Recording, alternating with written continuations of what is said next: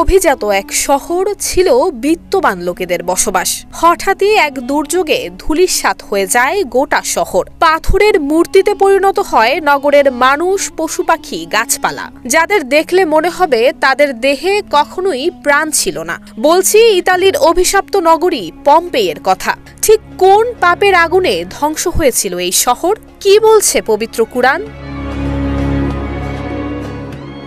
৭৪ খ্রিস্টাব্দের দিকে হিংস্রতা, ব্যভিচার, অবাধ যৌনতার মতো পাপাচারের অতল গহ্বরে ডুবেছিল খোদাবিমুখ পম্পেই অধিবাসীরা। হঠাৎই এক দুপুরে নেমে এলো খোদাই গজব। শহরের পাশে অবস্থিত ভিসুভিয়াস পর্বতের আগ্নেয়গিরিতে শুরু হয় বিরাট ধরনের অগ্ন্যুৎপাত, যাতে দিনে দুপুরে মাত্র কয়েক মুহূর্তের ব্যবধানে অন্তত ৭৫ ফুট অগ্নি লাভা আর ছাইভস্যের নিচে বিলীন হয়ে যায় পম্পেই শহর। জীবন্ত কবর রচিত হয় শহরের মানুষ, প্রাণী এবং উদ্ভিদ সম্ভারের। এর আগেও অনাচারে ডুবে ধ্বংস হয়েছে বহু জাতি, যাদের অনেকের বিবরণ রয়েছে কুরআন হাদিসে। মহান আল্লাহ তাআলা পবিত্র কুরআনে বলেছেন, আমি ধ্বংস করেছি কত জনপদ, যার অধিবাসীরা ছিল জালিম, এবং তাদের পরে সৃষ্টি করেছি অন্য জাতি। ইতালির তৎকালীন রাজা ওস্কান খ্রিস্টপূর্ব ৬ থেকে ৭ শতাব্দীর দিকে এই শহরের গোড়াপত্তন করেন।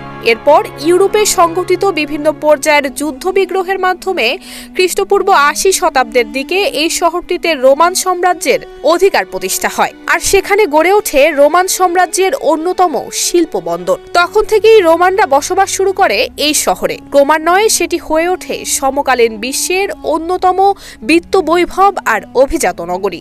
রোমান আর গ্রিক বণিকদের ব্যবসা বাণিজ্যের মূল কেন্দ্রে পরিণত হয় পম্পেই। বাণিজ্য নগরীর পাশাপাশি ধীরে ধীরে সারা দুনিয়ার শ্রেষ্ঠতম বিনোদন নগরীর মর্যাদাও অর্জন করতে সক্ষম হয় এই শহর। সহায় সম্পদ আর বিত্ত বৈভবের কোনো অভাব ছিল না পম্পেইবাসীর।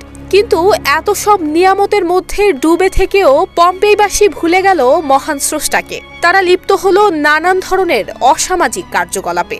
নিজেদের চিত্তরঞ্জনের জন্য উদ্ভাবন করল ঘৃণ্যতম সব পন্থা।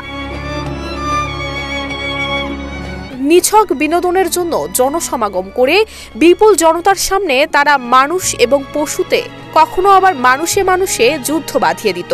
এই মানুষ এবং পশু কিংবা মানুষ মানুষে একে অপরকে সর্বশক্তি প্রয়োগ করে আঘাত করে যতক্ষণ পর্যন্ত রক্তাক্ত করে একজন আরেকজনকে চিরতরে দুনিয়া থেকে বিদায় না করত, ততক্ষণ পর্যন্ত চলত এই অমানবিক খেলা।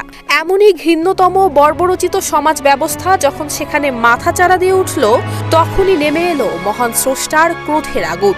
জীবন্ত মমিতে পরিণত হলো অনাচার আর পাপাচারের অতলে নিমজ্জিত পম্পেই শহর। নুসরাত জাহান মেহেক, ঢাকা পোস্ট।